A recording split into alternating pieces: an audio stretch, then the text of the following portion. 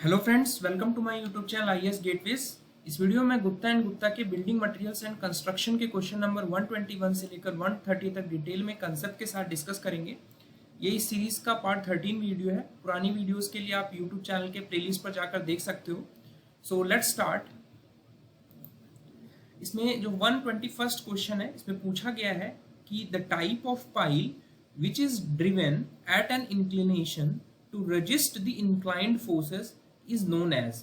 तो यहाँ पे डिफरेंट टाइप्स ऑफ पाइल्स दी हुई हैं और हमें बताना है कि कौन सी ऐसी पाइल है जो इस तरह ड्राइव की जाती है कि इंक्लाइंड एंगल पर टू रजिस्ट इंक्लाइंड फोर्सेस। तो डिफरेंट टाइप्स ऑफ पाइल्स देख लेते हैं। सबसे पहले जो हमारी पॉइंट बियरिंग पाइल है, जिसे हम एंड बियरिंग पाइल भी बोलते हैं। तो बेसिकली जो mode of load of transfer है कि जो लोड हमारा एक्सटर्नल लोड हम अप्लाई कर रहे हैं, जो हमारी पाइल पर आ रहा है, वो कैसे हमारा ट्रांसफर हो रहा है पाइल से, उसके बेसिस पर हम अपनी पाइल्स को क्लासिफाई कर रहे हैं। तो जहां पर जो पाइल लोड है वो एंड बियरिंग के थ्रू ट्रांसफर हो रहा है, यानी हमारी जो पाइल है वो एक हार्ड स्ट्रेटम पर रेस्ट कर रही है और हमारा लोड उससे ट्रांसफर हो रहा है, जो भी लोड पाइल पर आ रहा था। तो ऐसी पाइल्स को हम एंड बियरिंग पाइल कहते हैं। और जो अल्टीमेट लोड कैपेसिटी है वो हमारी पॉइंट बियरिंग कैपेसिटी के बराबर होगी। दूसरी कैटेगरी की जो पाइल्स हैं वो हमारी फ्रिक्शन पाइल्स हैं, जिन्हें हम फ्लोटिंग पाइल्स भी बोलते हैं, बिकॉज इन पाइल्स में हमारा ये कोई नेसेसिटी नहीं है कि जो पाइल है वो हमारी एक हार्ड स्ट्रेटम पर रेस्ट कर रही है। इस वजह से हम इनको फ्लोटिंग पाइल्स भी बोल रहे हैं। और जो हमारा लोड ट्रांसफर हो रहा है वो हमारा स्किन फ्रिक्शन के थ्रू हो रहा है, यानी पाइल जो लोड आया आपका, यहाँ पर आपका फ्रिक्शन जनरेट हुआ जिसके थ्रू हमारा लोड ट्रांसफर हो रहा है एडजेसेंट सॉइल स्ट्रेटा में। तो वहां पर जो अल्टीमेट लोड है वो हमारी स्किन फ्रिक्शन की कैपेसिटी के बराबर होगी, पाइल लोड कैपेसिटी। ठीक है, तो ये हमारी कंबाइंड पाइल थी, ये हमारी फ्लोटिंग पाइल या फ्रिक्शन पाइल है। जो थर्ड कैटेगरी की पाइल है that is sheet pile. Sheet pile basically हमारी एक कॉन्टिन्यूअस पाइल होगी, या बल्क हेड में हम यूज करते हैं फॉर रिटेनिंग दी अर्थ।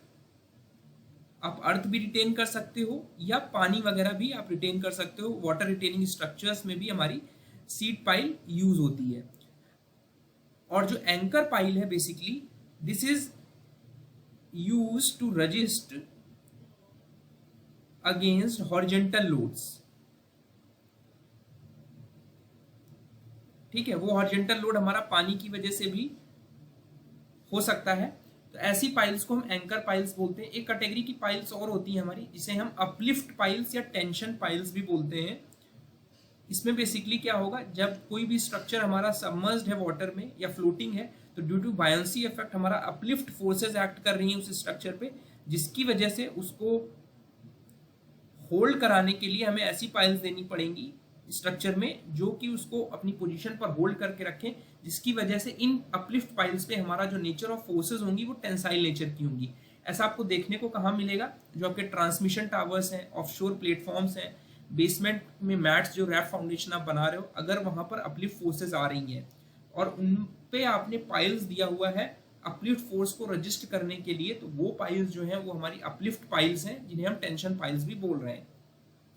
कुछ ऐसी पाइल्स हैं जो वाटर और अर्थ रिटेनिंग स्ट्रक्चर्स को रिटेन करने के लिए यूज कर रहे हैं, सब्जेक्टेड टू किस टाइप के लोड्स आ रहे हैं, वहां पर हॉरिजॉन्टल और इंक्लाइंड फोर्सेस आ रही हैं। ठीक है, तो आप यहां पर ये पाइल्स देख रहे हो, ये आपने इंक्लाइंड एक सर्टेन एंगल पर ड्राइव किया हुआ है टू द वर्टिकल। ठीक है, तो टू रजिस्ट जो भी हमारा इसके वाटर रेजिस्टेंस हमें ऑफर करना है, इसकी वजह से जो हमारे हॉरिजॉन्टल लोड्स आ रहे हैं उनको रजिस्ट करने के लिए, बेटर लोड ट्रांसमिशन के लिए हम इंक्लाइंड पाइल्स को इंक्लाइंड पोजीशन पर लगा रहे हैं। और ऐसी पाइल्स को हम बैटर पाइल्स कहते हैं। They are more effective in resisting the horizontal loads. ठीक है, तो ये इंक्लाइंड पोजीशन में जो पाइल्स लगी हुई हैं उनको हम बैटर कहते हैं। और जो एंगल है, ये जिस एंगल पर हमने अपनी पाइल्स को इंक्लाइन किया हुआ है, ये हमारी कहलाती हैं batter piles. Angle of batter कहलाता है ये। ठीक है, और ये हमारा हॉरिजॉन्टल लोड आ रहा है, ये इंक्लाइन लोड। हमारा जो क्वेश्चन में पूछा गया था, यही पूछा गया था कि किस टाइप की पाइल्स हमारी एक इंक्लिनेशन पर लगाई जा रही हैं to resist the inclined forces in the form of वो हॉरिजॉन्टल फोर्सेस में भी हो सकती हैं अगर उनको रिजॉल्व करोगे, और वर्टिकल फोर्सेस भी हो सकती हैं। तो they can effectively transfer that kind of load. तो ऐसी पाइल जो हमारी कहलाती हैं, these are called batter piles. तो करेक्ट आंसर जो होगा ऑप्शन सी होगा इस क्वेश्चन के लिए। उसके नेक्स्ट क्वेश्चन पर चलते हैं कि हमारा जो मिनिमम डेप्थ ऑफ फाउंडेशन है क्लेई सॉइल्स में क्या होता है।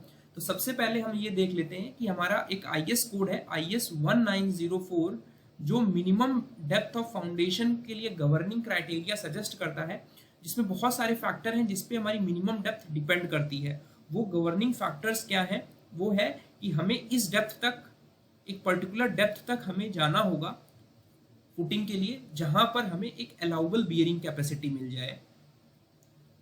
ठीक है, उसके बाद फ्रॉस्ट डेप्थ हमारी क्रॉस होनी चाहिए, और वो फ्रॉस्ट डेप्थ का सिग्निफिकेंस आएगा हमारा फाइन सैंड्स और सिल्टी सॉइल्स में, कि हमारा डेप्थ ऑफ फाउंडेशन इतनी हो कि it should penetrate below the zone in which trouble में be expected from the frost. फिर थर्ड जो कंडीशन है that is zone of soil volume change, जहां जिस डेप्थ में, जितनी डेप्थ में हमारा सॉइल में श्रिंकेज और स्वेलिंग बिहेवियर हो रहा है, जिसकी वजह से सॉइल वॉल्यूम चेंजेस हो रहे हैं, तो एटलीस्ट हमें इतनी डेप्थ तक जाना होगा अगर सॉइल में ऐसा बिहेवियर है कि वो डेप्थ हमारी पेनिट्रेट थ्रू हो जाए। उसके बाद अगर हम इस अपने जो फाउंडेशन है वो रिवर, स्टैंडिंग रिवर में बना रहे हैं, तो वहां पर हमारी scout depth is the criteria कि हमारा फाउंडेशन इतनी डेप्थ तक जाना चाहिए कि स्काउट डेप्थ को क्रॉस कर जाए। ठीक है, तो ये प्राइमरली फैक्टर्स हैं जो गवर्न करते हैं कि हमारा मिनिमम डेप्थ ऑफ फाउंडेशन क्या रहेगा।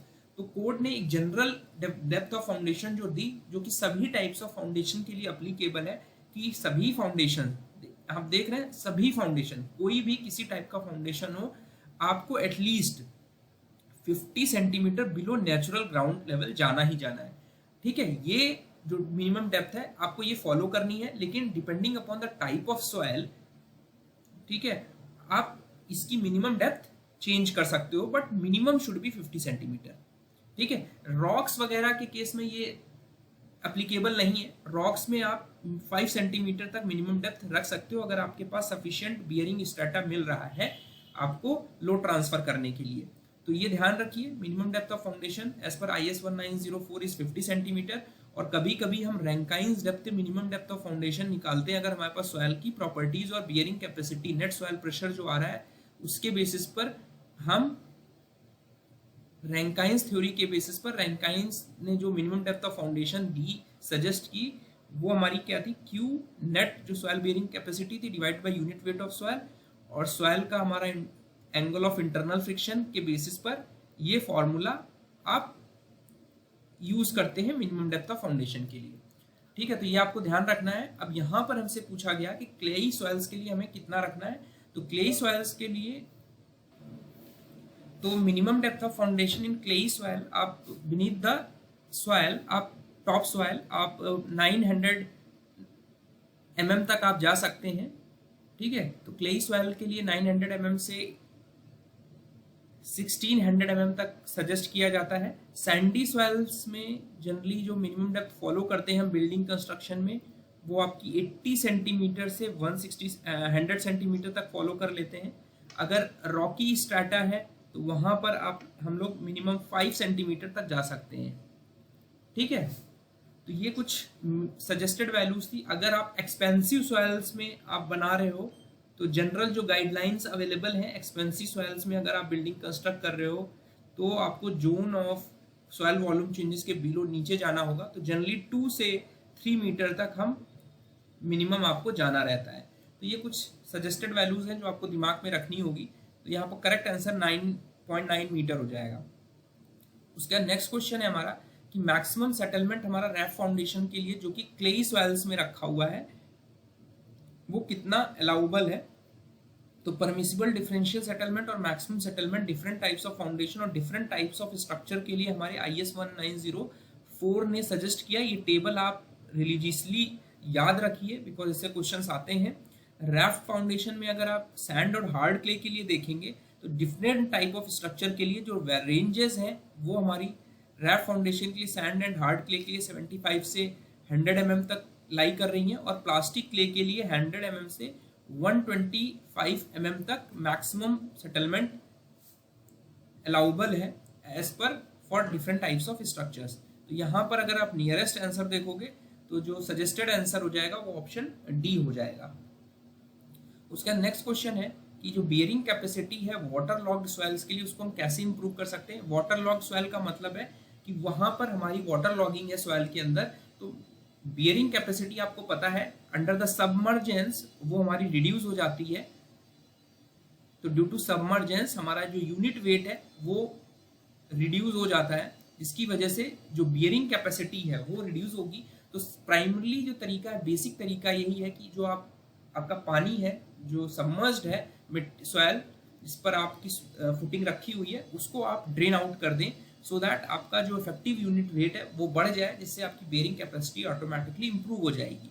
ठीक है, तो जो मोस्ट अप्रोप्रिएट आंसर होगा वो सॉइल की ड्रेनिंग करने से हो जाएगा। उसके बाद आते हैं नेक्स्ट क्वेश्चन, काफी अच्छा क्वेश्चन है, इसके बारे में आपको डिटेल में डिस्कस कर लेता हूँ। इसमें पूछा गया था कि हमारा किस टाइप की फ्लोरिंग जो है वो चर्चेज, थिएटर्स, पब्लिक लाइब्रेरीज या इस तरह की अदर प्लेसेस में यूज की जाती है जो कि नॉइसलेस फ्लोर कवरिंग है।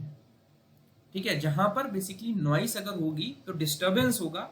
ठीक है, यूजर्स को, जैसे लाइब्रेरी हो गया, थिएटर्स हो गया, अगर यहाँ पर आपका नॉइस लेवल ज्यादा होगा तो आपका जो यूसेज है, जो फंक्शनैलिटी है बिल्डिंग की, जिस पर्पस के लिए आपने बिल्डिंग को यूज करना है, वो फॉरफिट हो जाएगा। इस वजह से ऐसी फ्लोरिंग आपको लेना है जो आपकी साउंड एब्जॉर्व कर रही हो, जिसमें आपकी साउंड कंट्रोलिंग प्रॉपर्टीज हो। और sound controlling means it has the capability to absorb. तो साउंड कंट्रोल यानी साउंड एब्जॉर्ब करने की प्रॉपर्टीज होनी चाहिए, सो दैट जो भी फुटफॉल्स आ रहे हैं उसकी वजह से जो भी नॉइस है वो एब्जॉर्ब हो जाए। तो ऐसी जो प्रॉपर्टीज हैं, सबसे बेस्ट प्रॉपर्टीज आपको मिलती हैं कॉर्क फ्लोरिंग में, जिसका बेसिकली पॉइजंस रेशियो जो होता है, आपने पढ़ रखा है, 0 होता है, because it is incompressible material. तो जो कॉर्क फ्लोरिंग है ये बनती कैसे है, ये बेसिकली एक ट्री होती है कॉर्क ओक की, जिसके बार्क से हम इस टाइप की फ्लोरिंग बनाते हैं। और सबसे एडवांटेज ये है कि पेड़ को काटना नहीं पड़ता, तो it is a eco friendly और most sustainable type of flooring available which is used in the public libraries, churches and theatres. तो इसकी कुछ प्रॉपर्टीज हैं, एंटी टर्माइट होती है, यानी एंटी माइक्रोबियल प्रॉपर्टीज होंगी, मींस इस पर टर्माइट का इफेक्ट नहीं होता, इस वजह से ये बहुत अच्छी है। और excellent insulation properties, excellent insulation properties हैं इसमें। ठीक है, कंफर्टेबल, इस पर जब आप वॉक करोगे तो you will feel comfortable warm walking surface आपको मिलेगा। ठीक है, इन एडवांटेजेस की वजह से अब इनका यूसेज जो है केवल इन लोकेशंस पे कन्फाइंड नहीं रह गया है। ठीक है, और जो हीट लॉस है वो आपका मिनिमम होगा। तो ये कुछ टेक्निकल एडवांटेजेस हैं जिसकी वजह से आपकी जो कॉर्क फ्लोरिंग है वो चर्चेस, थिएटर्स, पब्लिक लाइब्रेरीज या अदर नॉइसलेस फ्लोर कवरिंग में यूज की जाती है। आपको बेसमेंट्स में नहीं यूज करना है, बिकॉज वहां पर डैम्पनेस रहती है। ठीक है, ये कारपेट या टाइल्स फॉर्म में भी अवेलेबल है। ठीक है, बेस, इसका जो बेस होगा वो कंक्रीट फ्लोर का हो सकता है या वुडन फ्लोरिंग हो सकती है, यानी वुडन फ्लोरिंग या कंक्रीट की फ्लोरिंग के ऊपर आपको इसको यूज कर सकते हो और इसको प्रॉपरली फिक्स करना होगा। डिफरेंट शेड्स में अवेलेबल होती है और 12 mm की थिकनेस में जनरली आजकल यूज कर रहे हैं हम लोग। उसके बाद जो सेकेंड कैटेगरी की फ्लोरिंग है दैट इज लिनोलियम फ्लोरिंग। तो लिनोलियम फ्लोरिंग जो है ये आपकी बनती किससे है, it is made up of solidified linseed oil, जिसमें आपका पाइन रेजिन आप मिक्स करेंगे, सॉडस्ट मिक्स करेंगे और कैल्शियम कार्बोनेट को फिलर मटेरियल की तरह यूज करेंगे और सर्टेन पिगमेंट्स यूज करेंगे जो इसको एक सर्टेन डिजायरेबल एस्थेटिक कलर इंपार्ट करेंगे। ठीक है, जिससे आपने लिनोलियम फ्लोरिंग बनाई। तो इसको भी आप वुड फ्लोरिंग या कंक्रीट फ्लोरिंग के ऊपर यूज कर सकते हैं। 2 से 6 mm की थिकनेस में अवेलेबल होती है और 2 से 4 मीटर के रोल में अवेलेबल होती है विड्थ में। ठीक है, और इसकी टाइल्स भी आती हैं जो कि आप यूज कर सकते हो। आप देख पा रहे हो कि किस तरह का पैटर्न लिनोलियम फ्लोरिंग का हम यूज कर पा रहे हैं। तो इस तरह की जो फ्लोरिंग है ये भी आपको बेसमेंट्स में नहीं यूज करनी चाहिए, ठीक है। जो फर्स्ट कैटेगरी की फ्लोरिंग थी रबर फ्लोरिंग, ये प्योर रबर फिलर्स के साथ मिक्स करके which is made up of cotton fibres या ग्रेनुलेटेड क्लॉथ या एस्बेस्टस फाइबर जो कि 3 से 9 mm थिकनेस में अवेलेबल होती है। It is cemented to concrete या wood in the same manner as linoleum, यानी जब आप इसको वुड या कंक्रीट की फ्लोरिंग में फिक्स कर रहे हो तो सेम रबर फ्लोरिंग को भी आप वैसे ही फिक्स करते हो।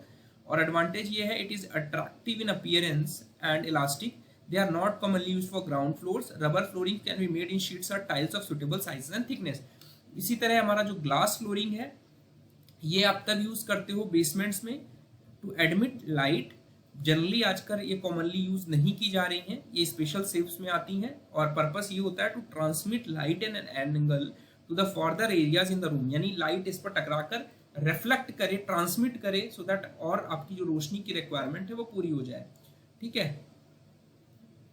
तो करेक्ट आंसर यहां पर जो होगा वो आपका कॉर्क फ्लोरिंग होगा, मोस्ट अप्रोप्रिएट आंसर।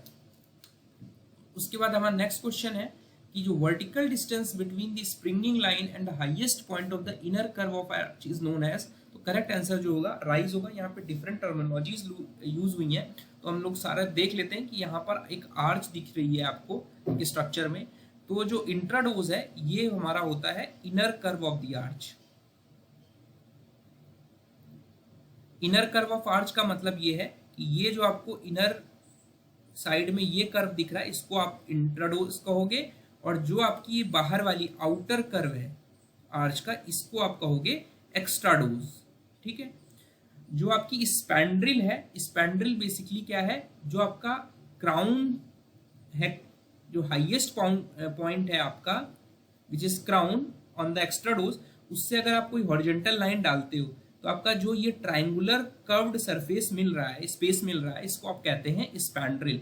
तो this is basically the curved triangular space available between the extrados and the horizontal line drawn from the crown. और राइज जो है this is the clear vertical distance. Clear vertical distance किसके बीच में, between the springing line, ये आपकी springing line है, और जो हाईएस्ट पॉइंट ऑन द इंट्राडोज, जो इनर कर्व था उसका जो हाईएस्ट पॉइंट है वहां से लेके स्प्रिंगिंग लाइन के बीच में जो हाईएस्ट दूरी है वो राइज ऑफ द आर्च कहलाएगी। और तो स्प्रिंगिंग क्या हुआ, स्प्रिंगिंग वो पॉइंट है जहां से आर्च स्प्रिंग कर रही है यानी स्टार्ट हो रही है। तो स्प्रिंगिंग हमारा वो पॉइंट है, स्प्रिंगिंग पॉइंट जहां से आर्च का जो कर्व है वो स्टार्ट हो रहा है, और स्प्रिंगिंग लाइन हमारी वो इमेजिनरी लाइन है। तो बेसिकली हमारी जो स्प्रिंगिंग लाइन है ये हॉरिजॉन्टल लाइन है, इमेजिनरी लाइन है ज्वाइनिंग दी स्प्रिंगिंग पॉइंट्स। तो ये स्प्रिंगिंग पॉइंट्स हैं जहां से आर्च कर्व स्टार्ट हो रहे हैं। तो ये जो लाइन आपने ज्वाइन की this is called springing line, और इस लाइन से जो हाईएस्ट पॉइंट है इंट्राडोज का हाईएस्ट पॉइंट इनर कर्व का वो आपका राइज कहलाएगा, ठीक है। तो यहां पर करेक्ट आंसर जो होगा वो ऑप्शन बी हो जाएगा। उसका नेक्स्ट क्वेश्चन है कि हमारा जो आर्च की हाइट या डेप्थ है वो क्या होती है, it is the perpendicular distance between the इंट्राडोज। ये आपका आउटर कर्व जो है आर्च का ये एक्स्ट्राडोज है, इनर कर्व जो है वो इंट्राडोज है। तो इसके बीच की जो परपेंडिकुलर डिस्टेंस है किसी भी लुक सेक्शन पे वो आपकी कहलाती है डेप्थ या हाइट ऑफ आर्च। जो vertical distance between the springing line and इंट्राडोज, तो वर्टिकल डिस्टेंस जो क्लियर हाईएस्ट वर्टिकल डिस्टेंस है इसको आप कहते हैं राइज, ठीक है। तो यहां पर करेक्ट आंसर जो होगा वो ऑप्शन ए हो जाएगा। उसके बाद फिर से बहुत सारे यहाँ पर टर्म्स दिए हुए हैं कि जो ट्राइंगुलर स्पेस है फॉर्म्ड बिटवीन दी, तो basically this is the curved triangular space formed between the extrados and the horizontal line drawn through the crown of the arch. यानी इसके क्राउन के थ्रू आपने एक लाइन ड्रॉ की और इसी तरह इसके आगे भी आपकी आर्च होगी, तो इसके बीच में जो आपकी कर्व्ड वर्टिकल सरफेस है ट्राइंगुलर स्पेस जो कि एक्स्ट्राडोज के ऊपर है इसको कहेंगे हम लोग स्पैंड्रिल। तो करेक्ट आंसर जो होगा ऑप्शन बी होगा। इसी तरह जो हॉन्च है, हॉन्च हमारा क्या है, जो ये वाला कर्व्ड सरफेस है क्राउन और स्क्यू बैक के ऊपर, यहां पर स्क्यू बैक है तो ये एक्स्ट्रा डोज के अलोंग जो कर्व्ड पोर्शन है उसको हम कहते हैं हॉन्च। ठीक है, तो ये स्क्यू बैक क्या है? स्क्यू बैक बेसिकली हमारा एक इंक्लाइंड या स्प्लेड सरफेस है ऑन द अबटमेंट, अबटमेंट के ऊपर जो इंक्लाइंड और स्प्लेड सरफेस है which is capable of taking the horizontal thrust of the arch, जो आर्च रेस्ट कर रही है इसके ऊपर, जो कि अबटमेंट में हमने स्पेशल इंक्लाइंड स्प्लिट सरफेस बनाया है, इसको हम स्क्यू बैक कहते हैं।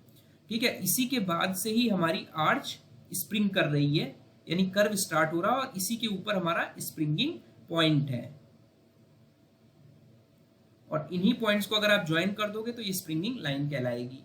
ठीक है, ये एक इंपॉर्टेंट चीज थी।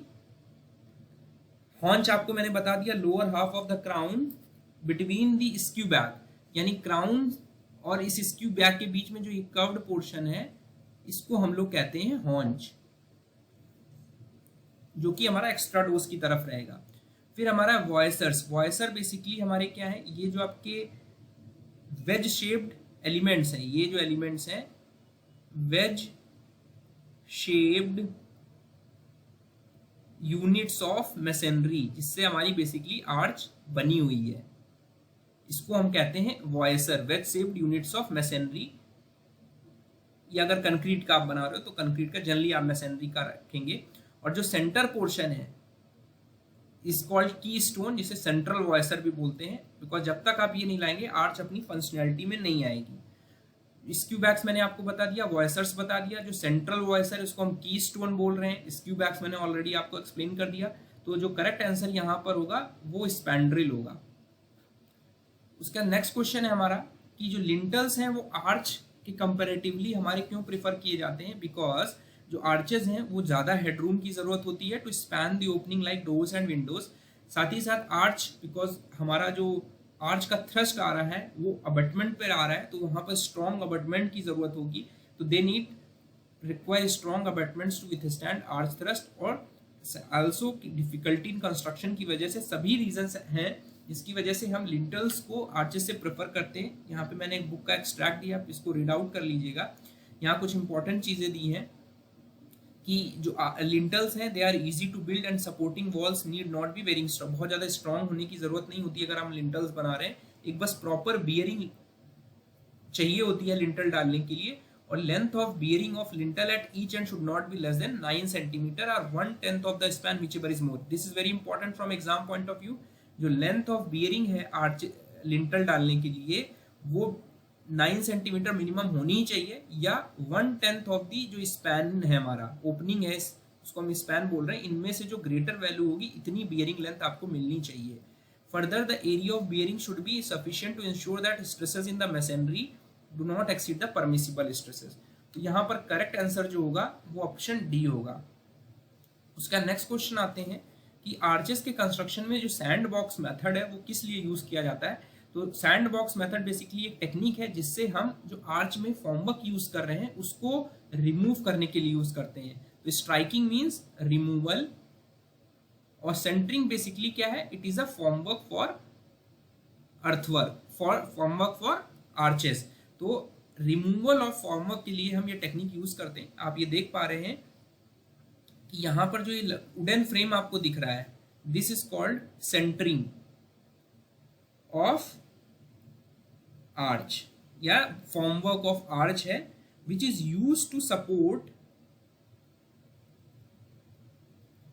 मैसनरी। ठीक है, मैसनरी को सपोर्ट कर रहा है, इसी के सपोर्ट से आप अपना आर्च कंस्ट्रक्ट कर रहे हो। अब जब आपने सेंटरिंग कर लिया आर्च की, यानी फॉर्मवर्क लगाकर आपने आर्च बना लिया, तब आप इसको स्ट्राइकिंग करेंगे यानी रिमूवल करेंगे। तो जो डिवाइस यूज होती है, मेथड यूज होता है, वो सैंड बॉक्स मेथड कहता है, जिसमें बेसिकली क्या करते हैं आप, sand box is a device used for removing the centre of N arch. इसमें क्या करते हैं, सैंड बॉक्स होते हैं हमारे, उस पर प्रॉप्स माउंट करके हम इसको फिट करते हैं और धीरे धीरे जो प्लग है उसको रिमूव करेंगे तो सैंड पोर जो होगी बॉक्स की वो निकलेगी और हमारा जो प्रॉप होगा वो नीचे आ जाएगा, जिससे हमारा सेंटरिंग धीरे धीरे करके रिलीज हो जाएगी, जिससे हमारा जो प्रेशर है आर्च पर पड़ रहा था, जो कि होल्ड कर रहा था आर्च को अपनी पोजीशन पे, वो रिलीज हो जाएगा और इनेबली आसानी से हमारा जो सेंटरिंग है वो निकल कर बाहर आ जाएगी। तो ये टेक्निक जो हम यूज करते हैं सैंड बॉक्स मेथड, ये आर्च में फॉर्मवर्क लगाने के बाद उसको रिमूव करने के लिए यूज होती है। सो आई होप मेरा वीडियो आपको पसंद आया होगा। Thank you and all the best.